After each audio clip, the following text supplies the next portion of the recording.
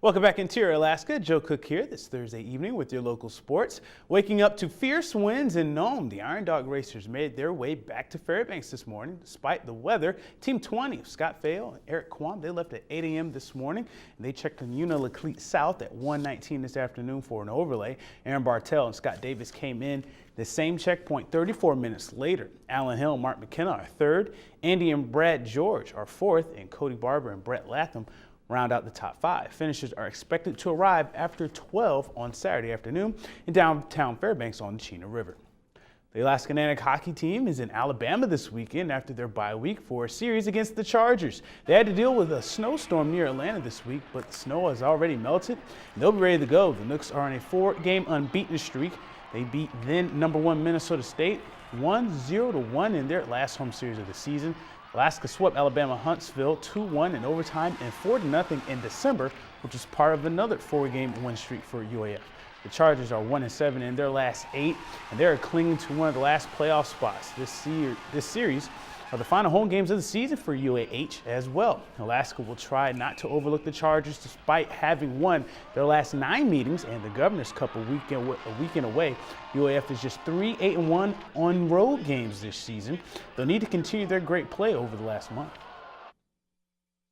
The last 4 games, I think we've generated, close to 40 or over 40 shots a game. And, when you're putting that much rubber in the net, that's telling you, one, you've got the puck a lot, and two, you're putting yourselves in positions by the way you're playing. And so, I think that's the big thing is that, guys are, right now on point with, what we need to be doing each night. And I think, for us, it's just coming off of a bye week. You want to make sure that you, get the weekend started off the right way and, playing our game and kind of build from there.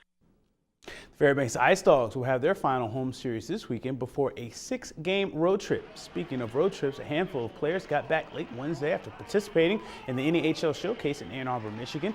The Ice Dogs are coming off a split with the Keystone Ice Miners, and they are 7-2 in their last 9 outings. They will host the Johnstown Tomahawks this weekend. Johnstown is 4th in their North Division.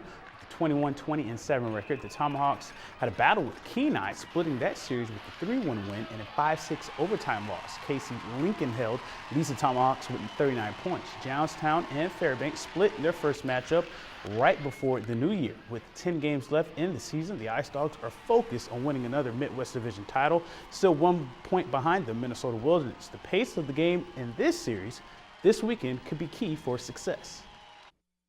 They're a slow team, and they know they're a slow team, so they play to their strengths by slowing it down, making the game boring, trying to make us be like, wow, this game isn't fun at all. Like, there's no energy, there's nothing cool happening, no creativity. We just have to stick to our game plan, being fast, transitioning pucks quick, getting pucks to the net, letting them know that it's going to be a fast game all night, and we're going to be in their face. We've got to make sure that we keep attacking, keep getting shots to the net, try to stay out of the extracurricular activity, and just make sure that we're giving ourselves a good opportunity to win a hockey game. And the West Valley Wolfpack basketball team split a doubleheader on the road last night. The #1 ranked Wolfpack girls b-ball team came out with a 49-45 win over the West Anchorage Eagles in a very physical game in Anchorage. Ruthie Hebert, she had a game-high 29 points for the Pack, who are now 21-0. The West Valley boys, they lost 36-79 to the top-ranked West Eagles. West Valley trailed 22-54 at halftime. Devontae Dutrieve had a game-high 24 for West. Daniel Hornbuckle led the Pack with 14-7 in the loss. And here's a heads up on a fun event happening this weekend that you can enjoy at the Carlson Center. Saturday night is the first bout of 2015 for the Fairbanks Roller Girls. This weekend's bout features the Ravenous Rebels taking on the Grave Diggers. There will also be a Colden Hart Junior Derby bout prior to the main event. Fairbanks Roller Girls support a cause for each bout, and this weekend's matchup will serve as a benefit for the Farthest North Girl Scout Council. I wonder if they'll be selling cookies there. Even more reason to check out the Derby action. Doors open at 5:30, and the Derby starts at 6:30 at the Carlson Center on Saturday night.